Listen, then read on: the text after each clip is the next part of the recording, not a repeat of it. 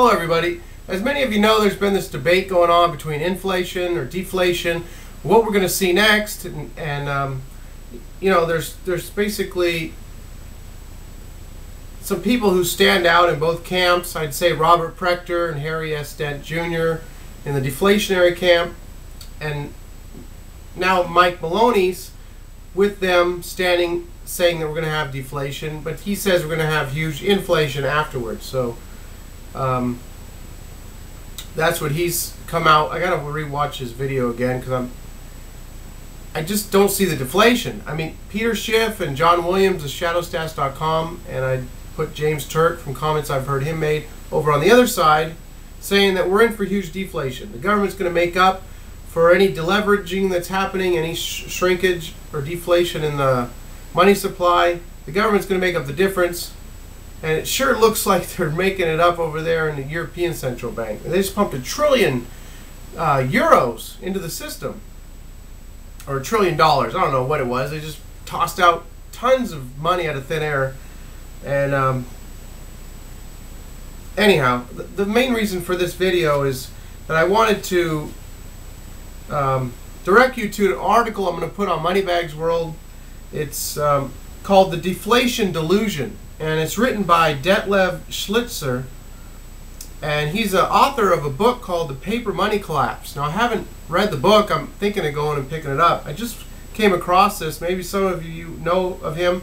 He was interviewed on Financial Sense Radio. I'm going to put a link below the article to the interview. I listened to the interview. Really good interview. The main thing I found that was interesting about this individual is he's worked for JP Morgan, Merrill Lynch. He's 20 years been in the financial industry, working alongside most people who don't understand what's really going on because they don't understand Austrian economics. And he's, you know, he was trained just like a lot of these other economists to believe that, you know, when things get tough, you print money. You just, you know, you keep doing stimulus and you just keep pumping it until it comes back to life.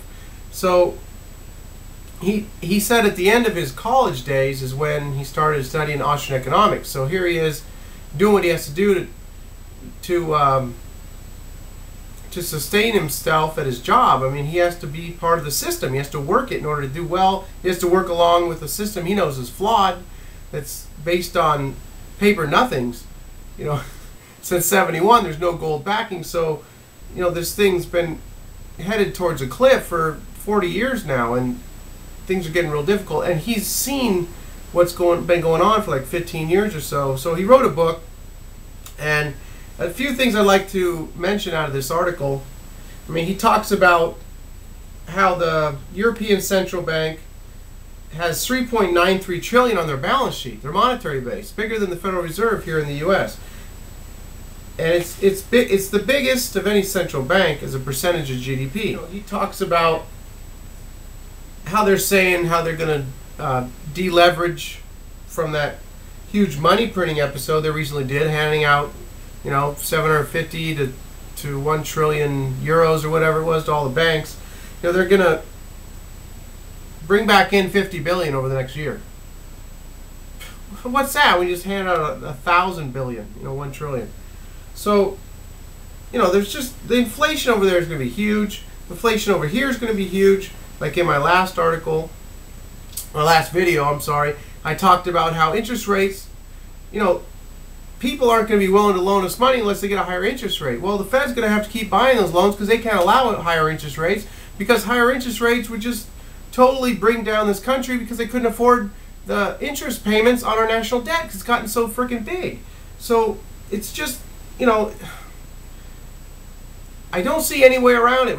It's like print or die. You know, there's no exit strategy. And then he mentions that in this article. It's print or die. And one last thing I wanted to mention that's really important. He says that central banks will always take credit for saying that they, you know, they held off the deflation and didn't allow a deflationary spiral like into the depression of the 1930s. But anytime we see inflation, you know, they don't have nothing to do with that. It's caused by external sources. You know, it's someone else's fault. And I wanted to real quickly read you something, a response to Federal Reserve statement that Peter Schiff did to the FOMC statement that Ben Bernanke recently gave 2-3 days ago. Just one little part I wanted to read you. And this to me is the most important thing that people have to understand in order to understand what's going on. I mean, the people that argue with me most of the time with the videos that I make and what I say are people who don't seem to understand what inflation is. They don't understand that, it doesn't rain because the sidewalk's wet. I mean, the sidewalk is wet because of the rain. And they got that mixed up, and it's just because, unless you study Austrian economics, you're not going to be told this on the idiot box by the mainstream media. You're not going to hear it from hardly anyone on there. You're not going to hear it from the people running the monetary system, the Federal Reserve. They're not going to say it. I mean, Ben Bernanke said, the chairman said that the rising oil price is pushing up inflation in the short run. It's the price of oil that's pushing up prices. Everything, we're seeing inflation. I'm feeling it. Gas prices, I see it at the grocery store. I'm sure all of you feeling the same way. But this is flawed thinking.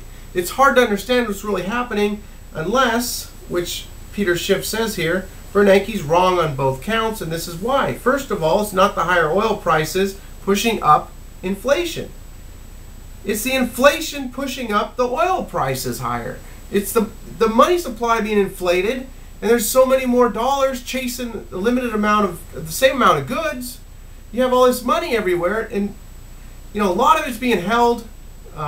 They tripled the monetary base, the Federal Reserve did, since 2008, and there's like 2.3 trillion being held on reserves at the Fed because starting 2 years ago, they started paying interest to the banks on the reserves that they held there. So they've been able to hold interest rates low by buying all these bonds, and the oven's preheated. I mean, I keep saying that. The oven's preheated. I mean, inflation, who knows exactly what's going to happen? And they say they can stop it. Well, my last video, I said why they can't stop it by taking interest rates up like they did in the late 70s. You just can't do it. We couldn't afford the interest payments on the debt. So anyway, this is a crucial thing here, understanding what inflation is, and I think that's where a lot of people are missing the mark. A lot of people that argue with me, they just don't get that, and I think that's why they don't understand what I'm saying. So anyway, I hope you enjoyed the article. I enjoyed it. It's convincing me, it's more helping me convince me that we're not going to see deflation. But I don't know. I mean, I don't know exactly what's going to happen. We'll have to wait and see. Talk to y'all later. Bye.